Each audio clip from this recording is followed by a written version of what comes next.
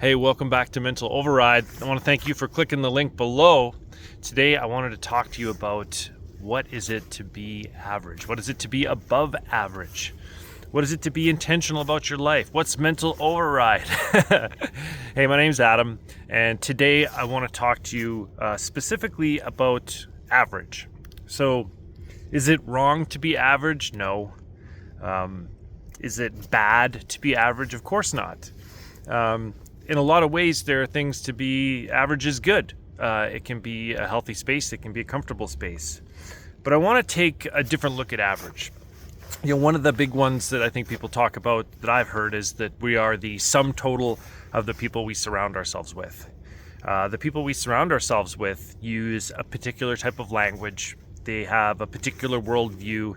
And a lot of times we have echo chambers and we just kind of go back and forth with the things that we see as normal, and we rarely challenge one another because we like to be in that comfortable spot where we use a particular type of language, a particular word set, or we have a particular problem with the environment or a problem with the political government that's in charge, and we associate based on that and the language surrounding it. Now, average, I guess what is average? Average is the sum total divided by its parts. So when we look at our lives, the sum total of our lives, it's an accumulation of all the parts we choose to add to it. Now, what I wanted to get to today specifically was looking at the parts of our lives that we're being intentional about. Now, the short I put in there is that a lot of people are just doom scrolling. They are the sum total of what they consume, and a lot of the language that we're consuming on YouTube and on these short videos has to do with very simple, childlike formats that entertain us. It's constant entertainment, and in that there is a lack of reflection. Now, every now and then you might get something from myself, or say maybe Chris Williamson or David Goggins. You get these short little motivational speeches. But without action, those again are just entertainment. It's inspiration without action is entertainment. So today I want to ask you about maybe some things you can take some action with. So let's look at average. I want to say how low the bar has been set. I came from a world pre-cell phone, the beginnings of Nintendo per se. I grew up without the internet, then had the internet. And one of the things I'm seeing that is very average is the language that we use.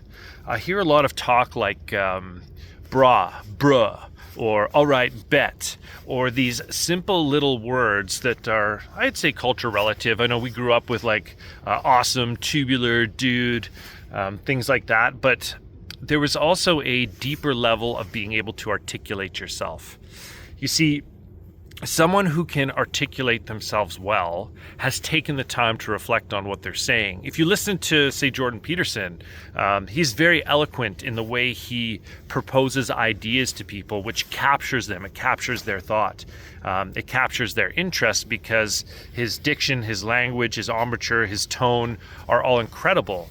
And there's depth to the ideas that he speaks about. And when we use language that oversimplifies things, that reduces us to just a sound or a grunt, there's very little reflection. And then you become average. You become just like everyone else, like a programmed robot from society. See, if you're the sum total of your parts, and those parts are very low vibration, very simple, you'll lack the ability to articulate yourself. You see, having an intentional life, one requires the ability to describe kind of where you're at, understand what direction you want to go in. Ask yourself, what do I want? Why do I want it? What actions can I take to have that? And that conversation we have with ourselves in our minds or with others, to the degree in which we can get detailed about something, is to the depth in which we can move in that direction. I'll give you an example. You could say, I don't feel good. Well, another layer would be, well, I feel a pain in my chest. Then another layer would be, well, I have this pain in my heart. And then another layer would be, well, the valve, the aorta in my heart has a tear in it and requires surgery. And so when you just said your body hurts, there's not much you could do about it. You could maybe do a few things, but when we get specific about where in the heart, what's damaged, what requires the surgery, what the real action is that needs to be taken, there's something you can actually do to change your environment and to change your world. So the language, the average language that people are using right now, that we see online, that we see on YouTube, that we see in jokes, is the bar is very low. If you've read any number of books or books that challenge you, or even books on philosophy, you literally have to unpack one sentence. You get a sentence and it'll be about 5 minutes of thinking about one single sentence because it's so articulate. It's like poetry. Every time there's a sentence with depth, you're taking the time to unpack that sentence. So average is dangerous. It's dangerous in a way that it can prevent you from succeeding. You see, average is who gets laid off. Average who gets cut on the best team. Average is what goes up and down the most a lot when it's just it's uncherished or unvalued. Now, again, your value isn't determined whether you're average or not in that regard. It's the opportunities that you're going to create for yourself in order to have the life that you want. I remember when I had my construction company hiring some people, and the difference would be that some people would show up and they would have a belt, they'd have a tape measure, they'd have a hammer. Some people would show up with not even a set of Carhartts. Some people would show up with experience. They'd go, you know what, I bought everything because I want to learn, and they would ask questions. And so you could see who was below average, average, and above average. Now, average is 40 hours a week, 50 hours a week. Average is 9 to 5. Average is 2 weeks of holidays per year. Average is your kids in school and someone else raising them. Average is slightly overweight, slightly unhealthy, slightly bored, slightly depressed. And see, average will always keep you from having an intentional life.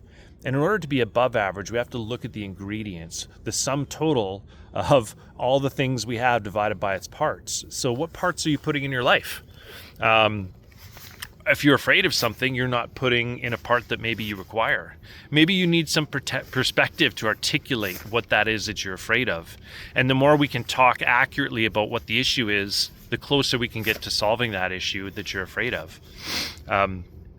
Or do you have good food that you're putting in your body so you can have an above average body? You see, if we want exceptional results in our life, exceptional experiences, we have to do something that we've never done, or do something that other people aren't doing, or look at who we think is great and accomplishing or having the experiences that we desire, and see what steps, what people they're surrounding themselves by, what language they're using, how they articulate themselves, and how they speak to themselves. See, our language goes two ways. It's how we speak to others so that we're understood, and it's the internal monologue that we have when we speak to ourselves.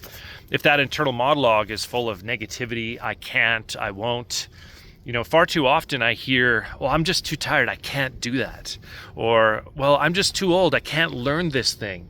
Well, whether you believe you can or you can't, you're right. You're literally stopping yourself and getting in your own way when you say that I can't. The belief isn't there. So today, when you look at what you're doom scrolling on YouTube, what you're feeding your mind, do you want to have an average life, or do you want to have the best experience you can? If you've lost someone close to you, you realize that life is short. If you've faced death as near and as many times as I have, you realize that there's no guarantee of tomorrow and that today matters. So taking the chance to have the most you can out of the day, to go all in, to speak the best, speak the greatest, and have more, because you can become more. And who we become, how we speak to ourselves, what we put in our lives, creates a new character, a new identity, a person who can hold space for something new and a greater life. So thanks for tuning into Mental Override. I hope today's talk helped you out.